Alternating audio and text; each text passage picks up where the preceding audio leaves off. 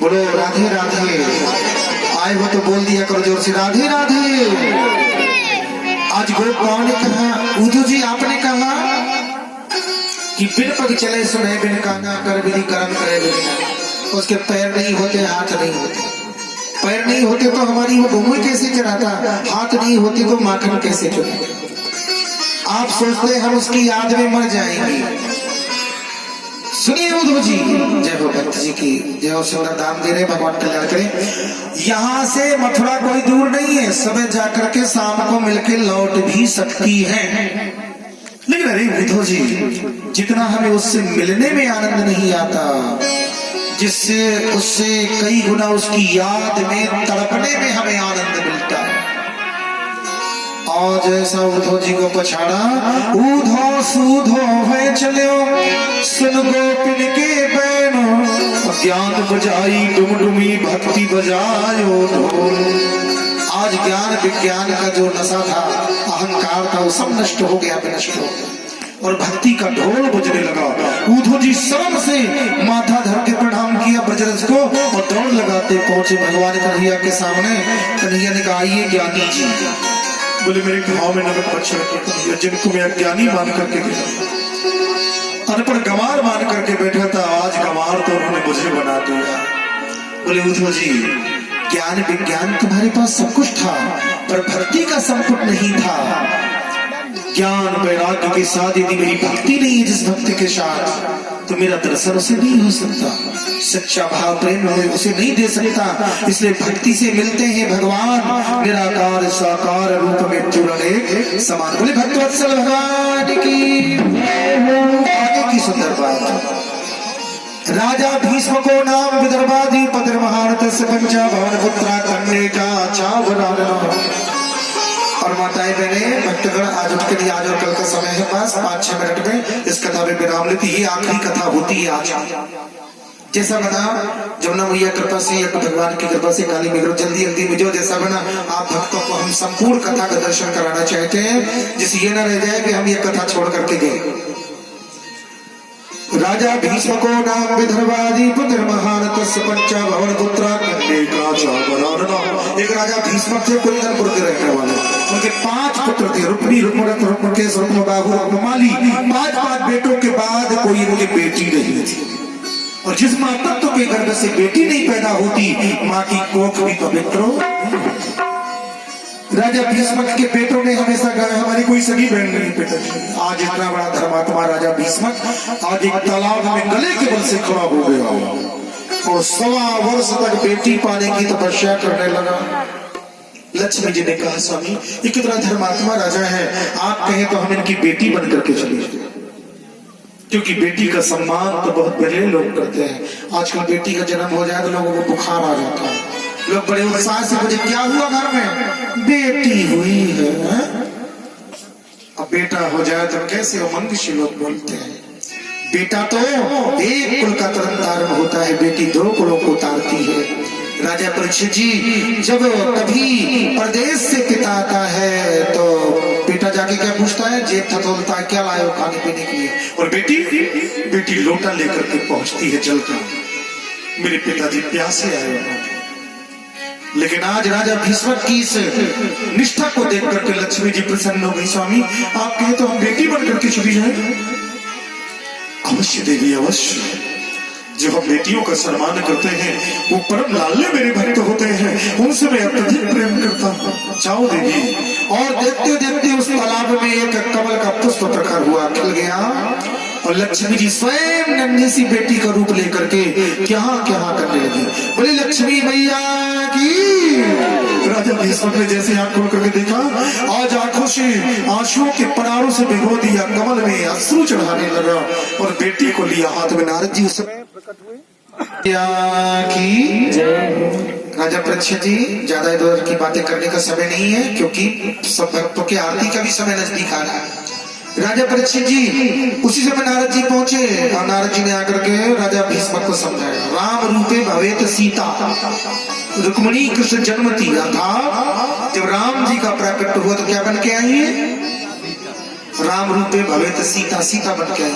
और रुक्मिणी कृष्ण जन्म थी, अर्थात अब कृष्ण का प्राकट्य हुआ है तो रुक्मिणी बन करके आई। बोली रुक्मिणी मैया की। राजा परीक्षित जिस बेटी को लेकर के राजा भीष्म गए, दुल्हन की तरह पूरा कुंदनपुर सजाया गया। आज उत्साह से भर गए राजा। धीरे धीरे धीरे बेटी का लालन पालन हो रहा है और बेटियों को बढ़ते देर नहीं लगती। शादी के संयोग भी रुक्मिणी हो गई। और धर्मशास्त्र कहते जा घर धर सर्प का होए बसेरा, छत से चूता पानी हो। मुरुआ घर में भाई नींद कहाँ, जा घर में सुता सयानी हो। राजा भीष्म ने कहा हमारी बेटी आज शादी के योग्य हो गई। मेरे बच्चों कहीं न कहीं से तो बर की तलाश करो। बड़े बेटा रुक्मी ने कहा अभी हम गए कल सुबह पिताजी और तलाश करके कल शाम को आपको सूचना मिल जाएगी। सवेरा होते ही रुक्मी गए और चेरी देश के राजा शिशपाल को अपनी बहन के लिए पसंद कर लिया। जाकर के बोले हमारी बहन के लिए वर मिल गया, शिशपाल से हमने रिश्ता तय कर दिया। ये बात जब रुक्मिणी ने सुनी तो जी भर के भाभी से लपेट करके रोई। भाभी हर भावना का आदर करती है ननद की। बोले भाभी अगर मेरी शादी वहां हो गई तो मैं जीते जी मर जाऊंगी। गाय और बेटी बराबर होती है, कोई बड़ों के सामने नहीं बोलना चाहिए, पर मर जाने से अच्छा है आपको तो बता के जाऊं। बोले बात क्या है, तो एक ही तो ननद है हमारी, क्या बात है। बोले अगर मेरी वहां शादी हुई तो मैं जीते जी मर जाऊंगी। बोले अच्छा तो बता तू किसको चाहती है। बोले नाम बता उसका। बोले भाभी नाम नहीं लिया जाता होने वाले पति। 20 वर्षे उम्राभ्याम शाने वर्तते, अर्थात 20 साल की उम्र कम हो जाती है जो स्त्री अपने पति का नाम लेती है। ठीक है ना। आज के बाद जो सुन रही हो जो नाम लेती हो तो नाम मत लेना। अन्यत्र प्रकारेण भावार्थम प्रेमम। आप कह दो पप्पू के पापा चिंटू के पापा कुछ ही बोला तुम्हें, तो डायरेक्ट नाम नहीं लेना है। रुक्मिणी जी ने संदेशा दिया। अच्छा बोली चल कोई बात नहीं, नाम नहीं ले सकती तो बता दे क्या नौकरी करता है, प्राइवेट नौकरी है कि सरकारी है, क्या क्या काम करता है, कुछ तो बता दे उसके विषय में। तो रुक्मिणी जी बोली भाभी चोरी करता है। बोले मैया चोर से शादी, शर्म है तुझे, क्या बोल रही है। बोले भाभी ऐसा वैसा चोर नहीं, जो उससे प्रेम करता है उसका चित्त चुरा लेता है और जिसको चित्त में बसा लेता है फिर कभी वो निकालता भी नहीं। अर्थात तू उसकी कन्हुआ की बात कर रही है क्यों। बोले जी भाभी। बोली वर तो बहुत अच्छा पसंद किया है, पर चिंता न कर, अपने भैया से ये रहस्य मत बताना, नहीं मुझे जान से मार देंगे। तेरी इच्छा है। बोली भाभी हाँ, ये कहाँ की नीति है कि एक शेर के होते हुए मुझे कोई गीदड़ ले जाए। सदैव नाम के ब्राह्मण को बुलाया, पत्र लिखा, प्राणों के आधार जीवन धन सर्वस्व मुझे आप वर्ण करके नहीं ले जाएंगे तो आपका नाम लेकर के मर जाऊंगी, बदनामी आपकी। ब्राह्मण लेकर के पत्र को पहुंचा। श्री कृष्णाभ्याम सा प्रसिद्ध थे, पत्र को दिया। भगवान ने पत्र को पढ़ा। तुरंत ब्राह्मण से बोले जाकर रुक्मिणी से कहियो हम जरूर लेने आएंगे। राजा परीक्षित संदेशा जाकर के ब्राह्मण ने दिया। इधर से वो समय आ पहुंचा, भगवान रथ में बैठ करके जाने लगे। सामने से बलराम जी आ गए। कहाँ जा रहे हो, बहुत सच के लाला। बोले कहीं भी ऐसे जा रहे थे। बोले चाल ढाल तो ऐसी लगती है जैसे शादी कराने जा रहा हो हमारा कन्हुआ। बोले हाँ भैया बात ही ऐसी है, तो हमसे क्यों नहीं बताया तुमने। बोले कहीं आप मना ना कर दो, क्योंकि संदेशा ये था कि यदि मैं ना पहुंचा तो मेरा नाम लेकर के वो मर जाएगी, बदनामी मेरी होगी। अरे तू तो हमारा छोटा भाई है रे, तेरी शादी में तो हमें भी चलना चाहिए पगले, हम कैसे तुझे मना कर सकते हैं। तेरी राजी पर हम सब लोग रजामंद हैं, तू चल, हम पीछे से सब बाराती लेकर के आ रहे हैं। राजा परीक्षित जी इधर से बलराम जी ने सेना सजाई, क्योंकि ये पता चल गया था बलराम जी को कि जो वहां पे वर्ण करने आ रहा है रुक्मिणी का वो तो राक्षस है, अन्यत्र प्रकार यह सेना लेकर के आएगा। मेरा कन्हुआ अकेले पड़ गया तो मामला गड़बड़ हो सकता है। आदर करते हुए सेना सजा के गया। उधर रुक्मिणी जी आज माता के मंदिर में जा रही पूजा करने। आरती की थाल लेकर के काली माँ की पूजा करने लगी, कात्यायनी माँ की। सब लोग माँ की आरती बोलेंगे बेरन से। हरि अम्बे तू है जगदम्बे काली, जय दुर्गे खप्पर वाली, तेरे ही घोड़े गाए आरती हो गैया, हम सब उतारे तेरी आरती। अम्बे तू है पर वाली तेरे ही गुण गाए भारती हो मैया हम सब उतारे माँ की आरती। और बड़ा ही शुभ समय है, रुक्मिणी मैया माँ की आरती गाड़ी काली माता की कृपा से यज्ञ हो रहा है। सब दिल से बोलिएगा।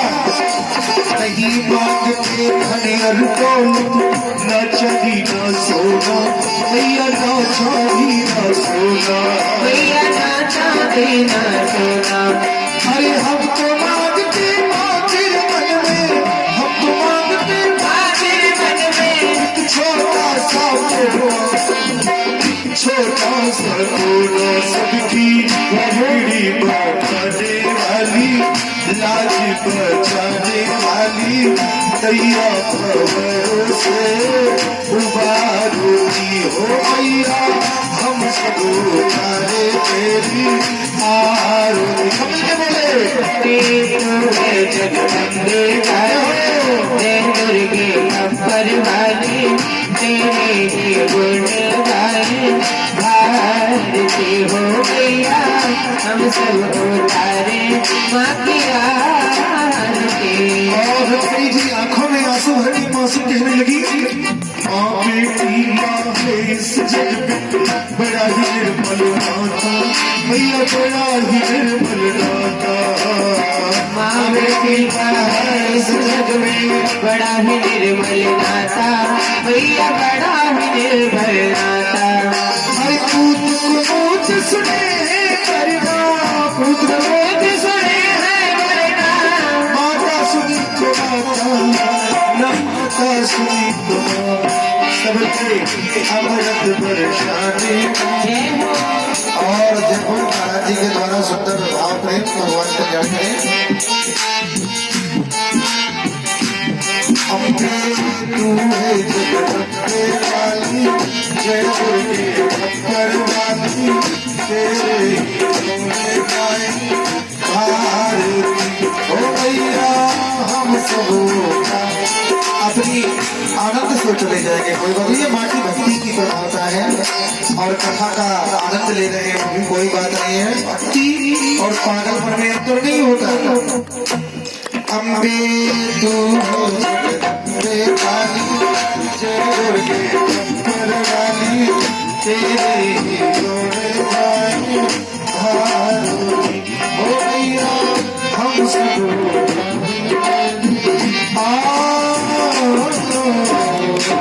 ओम जयंती मंगला काली भद्रकाली कपालिनी दुर्गाक्षमा स्वाहा स्वाहा श्री कात्यायनी महामाया महागणधीश्वरी नंद गौचकम देवी पतंगे कुते नमः। बोली काली मैया की जय हो।